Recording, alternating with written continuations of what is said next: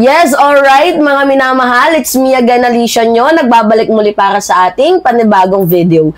So, grabe, to be honest, parang nagwawala, nagmamaktol na dito sa part itong si VP Sara Duterte nang dahil lamang sa pangit na picture. Eto kung magsasalita ang Vice Presidente na parang kino-call out ka, kabahan ka na. Oo, lalo pat iba yung nagagawa ng isang psychopath di umano. Diba? Kasi, imagine, i-call out niya yung isang news outlet. Huy, bilyonaryo, yung parang ganon. Hindi naman siya totally galit, pero yung joke merong laman eh. Hindi natin alam kung threat ba to or tinitreten niya na ang bilyonaryo news channel. Hindi lang natin sure. Kasi, ang bilyonaryo daw, nagreklamo siya. Kasi meron daw picture na kinuha sa kanya na ang pangit niya doon. Anong magagawa natin kung ganun yung mukha mo? Diba? Meron nga si PBBM, stolen shot, diba? So, madami ding iba. Sa Senator Risa Ontiveros, may mga stolen shot din. So, anong nirereklamo mo? Kung pangit ka sa picture na yun, nang dahil lang sa pangit na picture na yun, pagbabantaan mo yung Bilyonaryo News Channel? Nag-iisip ka ba? Ganyan ba yung Vice Presidente na instant talakayin kung ano yung mga nangyayari sa ating bayan? Mas inuna niya pang i-call out yung pangit niyang picture? Really?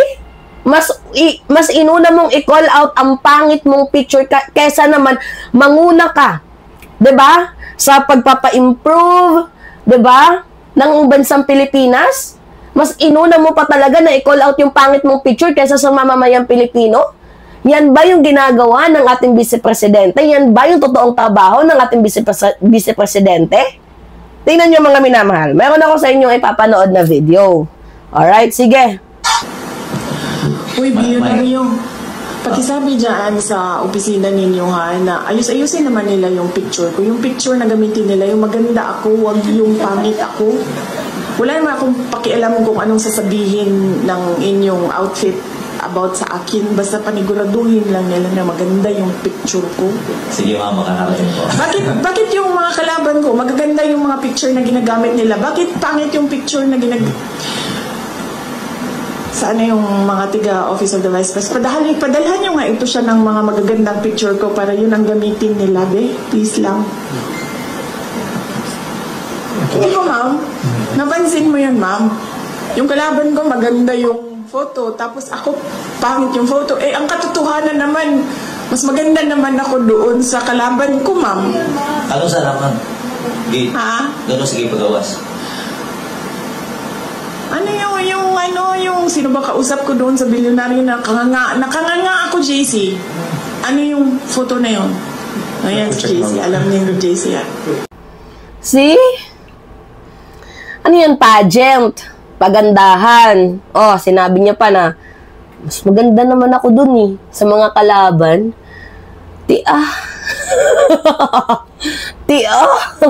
Diba? Shoutout Nortehanon. Kapag mga taga Northern Summer ay medyo na, sinasabi na, iba-isay ka? Diin banda. Diin dapit. Diba? Mga minamahal.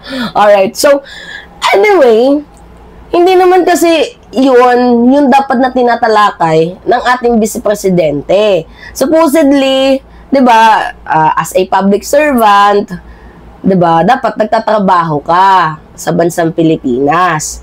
Inuna mo pa talaga yung yung picture mo, yan lang naman yung inaano ko. And beside, medyo parang natakot ako sa Bilyonaryo News Channel. Kasi, if you will remember, yung sinabi ni former President Duterte before, diba? Sabi ni former President Duterte, yung mga kowa dyan, tapon ko yan sa sa ilog.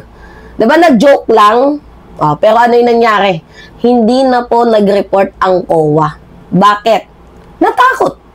Na-threaten, diba? Sa joke ni former President Rodrigo Roa Duterte. So, meaning, diba?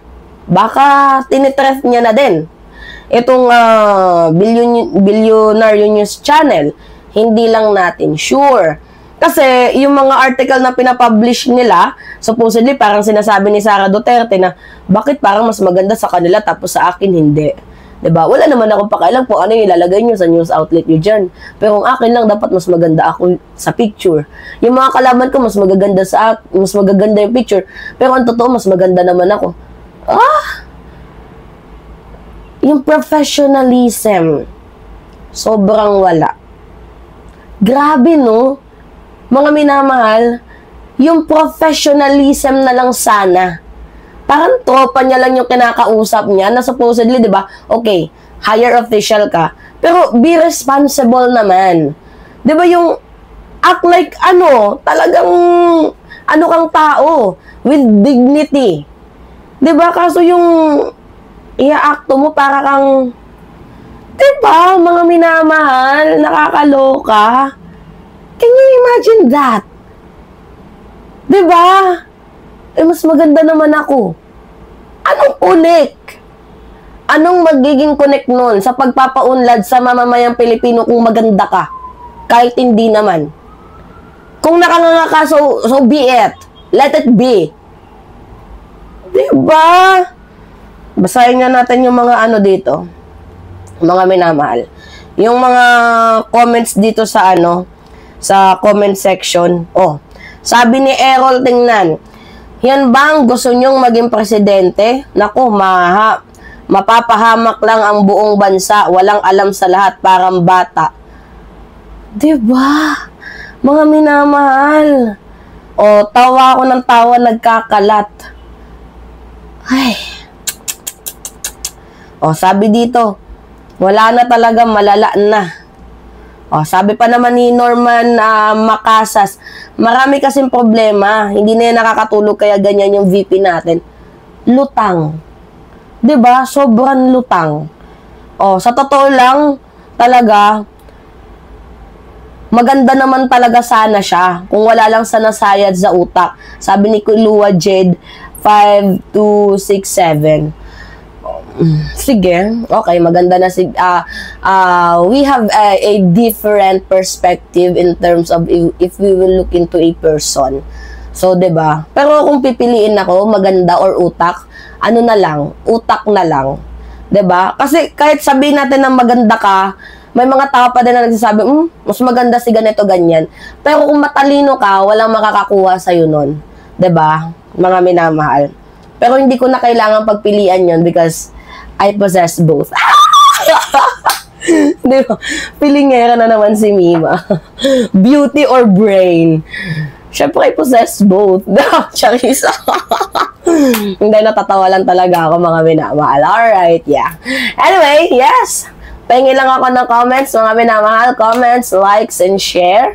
And, yeah, also, don't forget to click the subscribe and always nyo pong i-hit ang notification bell para lagi kayong na-update sa mga video na ina-upload natin. Maraming salamat at ingat, mga kababayan!